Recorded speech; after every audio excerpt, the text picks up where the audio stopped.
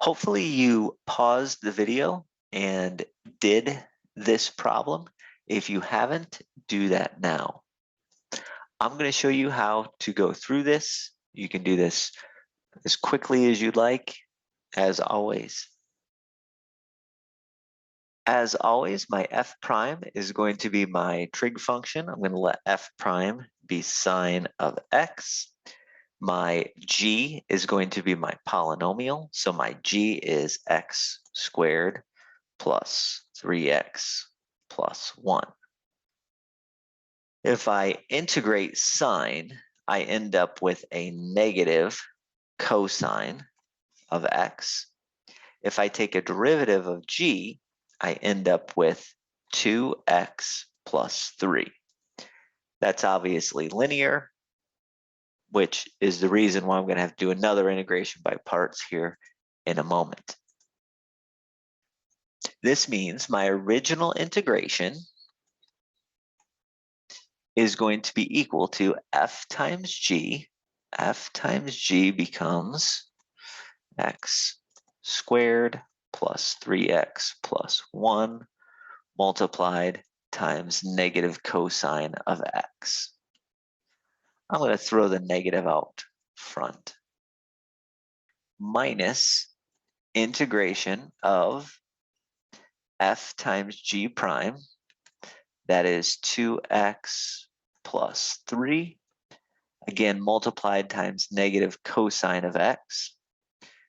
Cosine of x. I'm going to put the negative out front and make that a plus.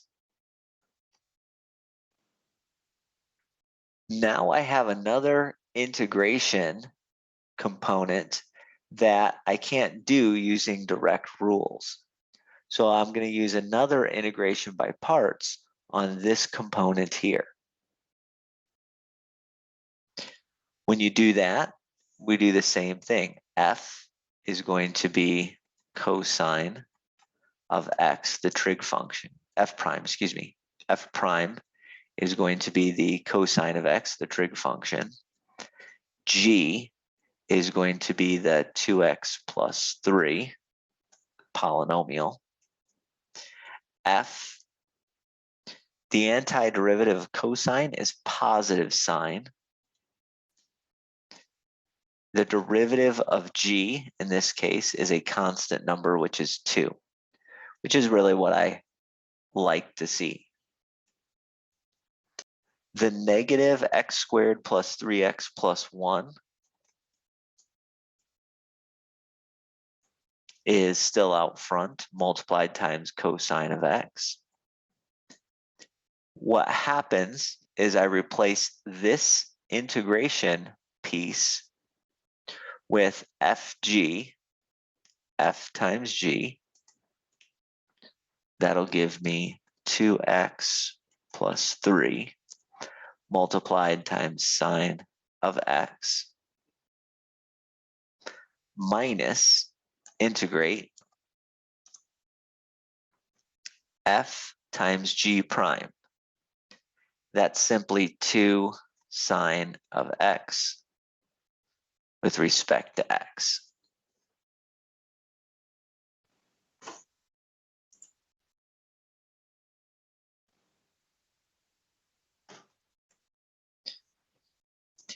These first two really big terms stay the same.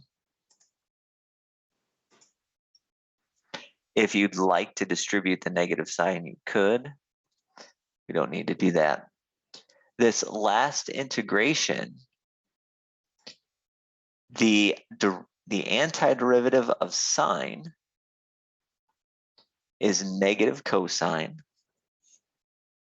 Negative of negative is a positive.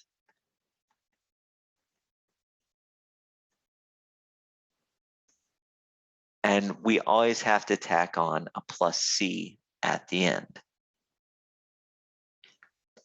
This is a pretty complex type scenario here, but if you take the derivative of this, you're going to end up with 5 terms. 4 of them are going to cancel each other out, and the remaining term will have been the x squared plus 3x plus 1 times sine x. And so the antiderivative of x squared plus 3x plus 1 multiplied times sine x is this big, long function. Now, once you get a little bit into this, you say, well, what's going to happen when we have a third degree polynomial out front multiplied times sine of x? Well, to get started, if you had to do it by hand, you'd have to do 3 different integration by parts. Or if you had a 5th degree polynomial out front, you'd have to do 5 different integration by parts. That's obviously not very conducive. And what you'll start noticing when you do this is that there are patterns to be seen. Notice that each derivative, or excuse me, each polynomial here